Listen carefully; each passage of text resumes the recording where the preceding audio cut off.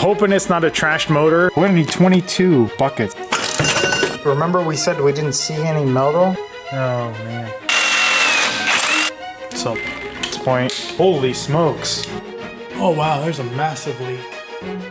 Got a new project. So this is a 2016 Land Rover LR4. These are really nice. This is the supercharged V6. They had just done cooling system, brand new tires, front brakes. They did the rotors and the brake pads. Well, basically they had just put a bunch of money into it, kind of similar to the Range Rover, and they just didn't want to do it anymore. Air suspension, I parked it here. It's on the off-road setting. I parked it here and it hasn't sagged overnight, so obviously no leak. I don't want to start it because it's pretty bad the way it sounds, so I'll throw a clip here so you guys can check it out.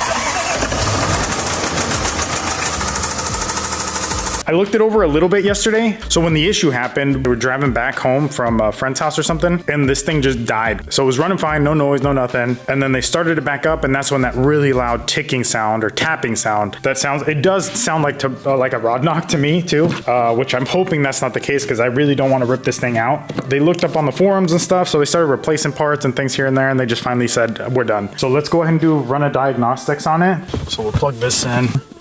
Oh, okay, we got petrol faults. Oh, that's probably, yeah, whenever the invalid things, those just kind of randomly will pop up because I've had those pop up on my LR3 and they're nothing. Okay, let's go back. The other thing I like to do here is I'll go to service test, then I'm gonna go suspension, and then on suspension, I like to set it to deflate corners. So look how much lower that is. I mean, that is dropped. Look how much easier it is to access everything. Let's check the oil. I wanna make sure this thing is healthy before we start ripping into it. All right, so here's the oil filter. I don't really see anything in here. It looks clean, so that's good. No metal shavings or anything. Just dirty oil is all I see. I don't know if you guys can see in there, but yeah, there's really nothing in there. That's a good sign. All right, she's up in the air. Looks like we got some seepage here, so we might have an oil leak somewhere down. Wow, we definitely have an oil leak. Look at that. First, we gotta remove the skid plate. Oh wow, there's a massive leak. Check this out. There's a massive oil leak right there. It looks like it's coming from that, I think that's a vacuum pump if I remember right. Oil everywhere over here. I think that's it. It doesn't look like the oil pan. I'm pretty sure it's just that. I don't think it's gonna be very clean considering that oil filter was pretty black. Yep, she's black. So far we're at 5-6 quarts, so that's good. More oil than the last Range Rover we had, or Land Rover. You guys can see here, so it's all black. Just over there, there's like a streak of something, and I don't know if that's because I did have coolant in this and a bunch of other crap in here. No metallic, which is what we want. So let's go ahead and get to draining the coolant on this thing. So I'm kind of curious, before we drain the coolant, sometimes you can see through here how loose the timing chain is. Oh, that one's solid on this side. The noise I was hearing was on that side that came through that clip there. And when I would start it, yeah, this is rock solid on this.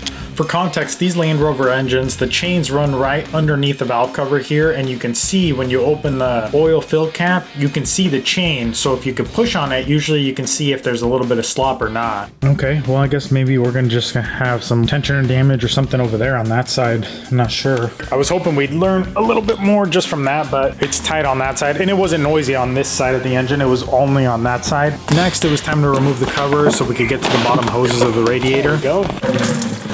From here, we move on to the top. We start removing some radiator hoses. Got most of the coolant out of the radiator and this top half. Let's move this. These are the sound deadening covers. This one's a little bit easier. From there, we pulled the coolant crossover pipe. Then we moved over to the coil packs, started removing one by one. After that, we moved over to the injectors and pulled those out. To pull this out. If it doesn't, then we just, oh wow, we got really lucky, I think. We don't even have to use a slide hammer. All 3 injectors came out. Man, we lucked out, that's cool.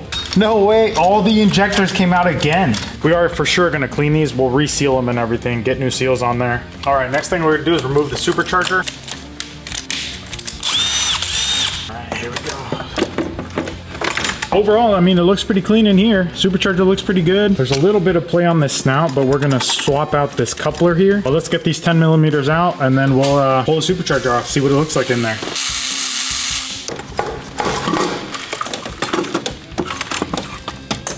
Let's see what we got back here. Yeah, all the valves are really clean, surprisingly.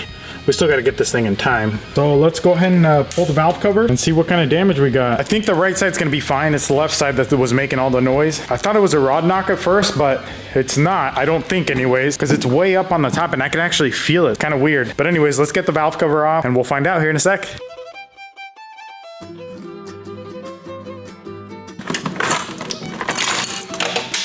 So there's no like obvious sign of wear here. The cam lobes look fine. What the heck? The chain is tight too. Up here anyways. I guess we still gotta look down there. That's weird. Because this thing for sure sounded like a diesel every time it would start. It sounded really bad. I don't know if that's a good thing or a bad thing if we're not finding the issue here. I guess once we tear it down some more, we'll find out a little bit more. We're about to see, I've got this pneumatic fan tool.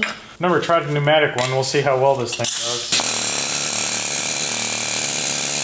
Can't believe how tight this is. I've been fighting this for hours. This is supposed to be the easy part. So I've tried all kinds of different things and it's just seized on there. So I'm just gonna have to cut it off and then we'll just have to replace this section here. Well, not ideal and not how I wanted to get this thing off, but it's off now. All right, so we got everything cleared out of the way now finally. Looks like we do have some seepage down here. So good thing we're gonna be in here replacing all that stuff. But now with all this, let's move on to this valve cover. Start pulling all the timing stuff off. There we go. Everything looks pretty good here. I don't see the same wear on the buckets like on the other side. Overall looks pretty good. We'll check the clearances on the cams. Now that that's exposed, we can start getting this in time. That way we can work on the back, locking everything in place and then pulling that crank bolt off. So this is where that locking kit is gonna come in handy. So this lock right here will slide in and lock that in place. As long as it's seated all the way down, you're okay. Here's your starter lock. This is what locks the tooth on there. So that's locked in place now. Let's bring this thing down, get the crank bolt loose. I believe this LR4 is clockwise or counterclockwise to loosen. So lefty loosey, righty tighty. Oh, that is ridiculously tight. Well, I'm hoping I didn't stretch that bolt too much. Apparently this is a reverse thread. Even though I asked ChatGPT and it told me it was a regular thread. I'm hoping I didn't stretch anything too much.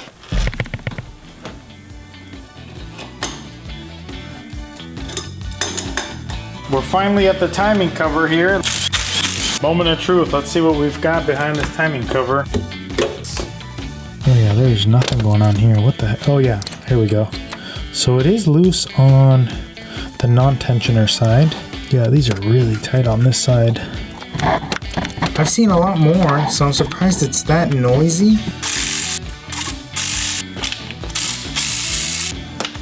Gotta remove the cam gears now.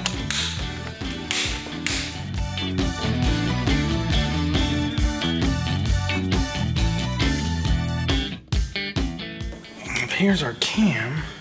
See any crazy wear on it? It looks fine. You know what we should have checked was tolerances. I don't know why I just took them off. That's fine, we'll throw a couple cam caps over there. We'll check that one before we take them off. But I'll show you the buckets. No, maybe it doesn't look too bad. Hey, it's worn, but I thought it looked a lot worse when we were looking at it. So these have a number in them. When we go to check the clearance on them, we're gonna have to figure out what we need, if we need more or less. Because these are solid. Some of them, like they have little tops that you can change out. These you have to change out the whole bucket. It actually has some buckets from previous projects, so we'll have to see if we need it. These are the ones that got the most wear. Kind of a weird pattern on there. This one, and I'll show you the next one, it actually looks way worse as far as that wear pattern. See?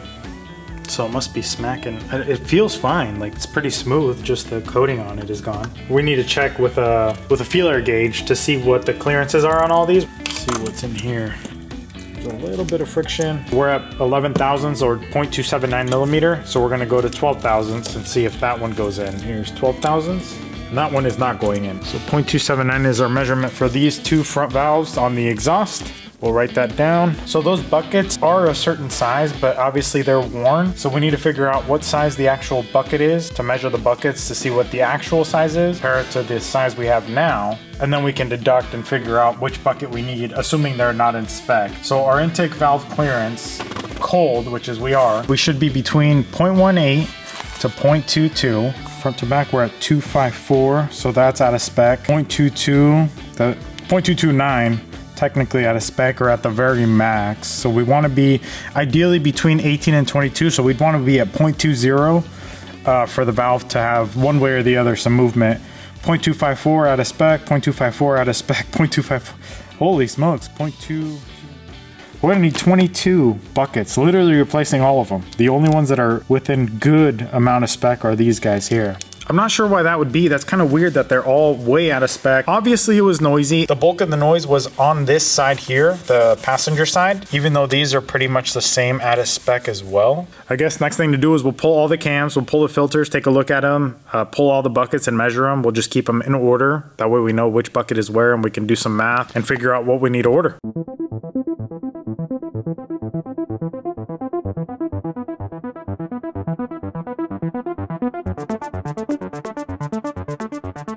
Let me show you guys something. That noise, it just keeps bothering me because it sounds like rod knock. Everybody I show it to thinks it's rod knock, and I was talking to my buddy yesterday and he's like, that sounds like a rod knock. So I was like, you know what? I'm gonna pull the filter and like slice it, because obviously when we looked at it, there's nothing in there. So I'm gonna slice it and I'm gonna show you guys what I found. All the crevices are full of like metal everywhere.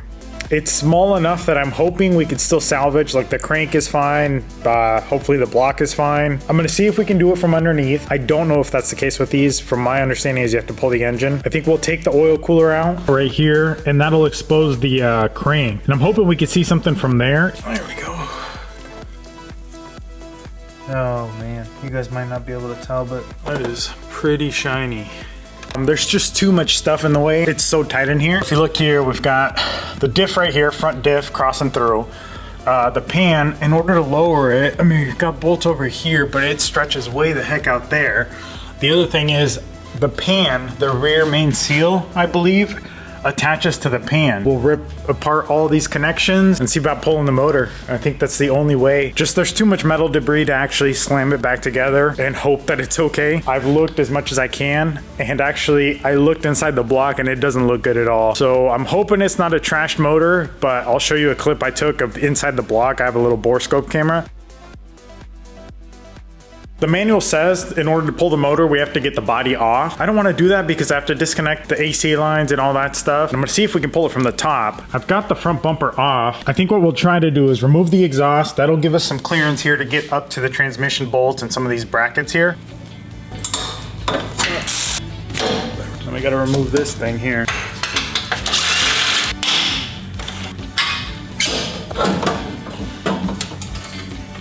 There we go. Ooh. Finally. So we gotta unbolt the engine mount. Still gotta unbolt this. I've got these two bolts out. There's one in the back. We've gotta unbolt power steering as well. Get that out of the way. But I think once we do that, we're ready to pull this engine. All right, engine's out. I guess next thing to do is we'll tear this down, pull the flywheel off, and we'll throw it on the stand and see what we got. There we go. All right, as you guys saw, we got this thing on here. We've got all these parts and we still have no idea if this is even a good motor. So we're about to find out.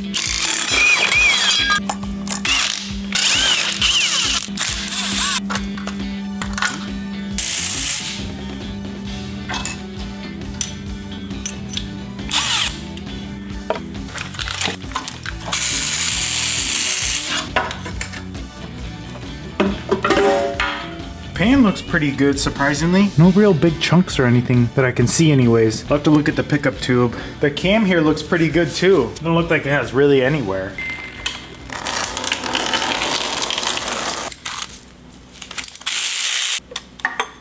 Oh, there we go. There's a big piece right there. Copper. Must be a bearing, or obviously something's going on down here.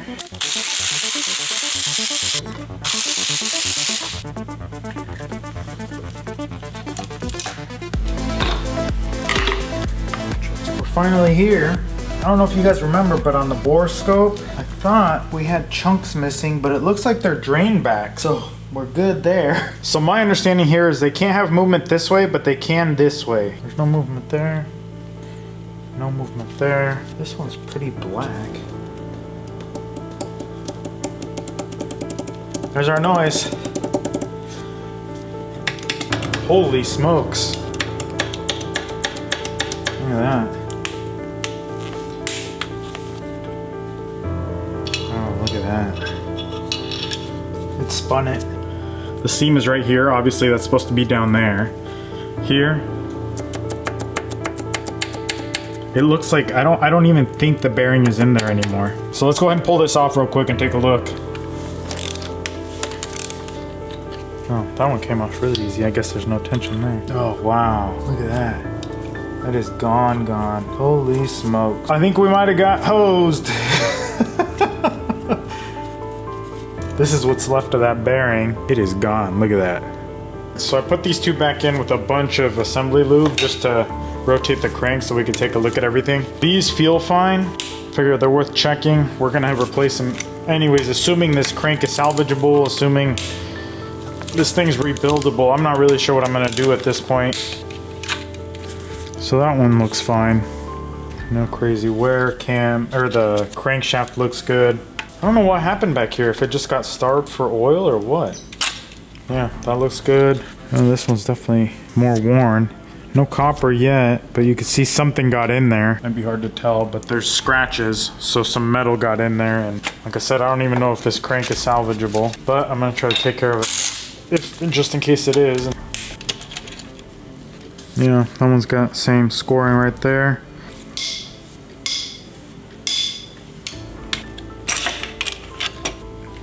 Surprisingly, it looks pretty good. No scoring there, no scoring there.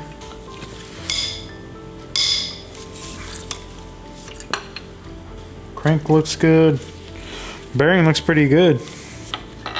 Yeah, same. Looks pretty good. Crank looks good too.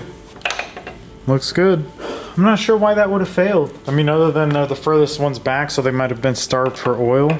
Well, as you guys saw, I really thought this was gonna be like a quick rebuild, timing chain, something like that. I don't know that this is repairable. I'll have to look into it. I really thought we were gonna be able to just rebuild this thing in one video and get it back up and running. But we've got two failed bearings on these two connecting rods, the very furthest back. Crank looked good all the way through, except for right here. There was a little bit of damage on this section. The rods as well, it seemed like there was a little bit of damage. I think I'm gonna have to talk to a machine shop and see what they think about that. See if it's repairable. I think we would just need a crank and maybe the two end pistons over here. I've never rebuilt an engine like this, so we'd figure it out as we go, I guess. Once I figure out what we're gonna do with this thing, we'll do a part 2, but I think that's gonna wrap it up for this video. Thanks for watching. Subscribe.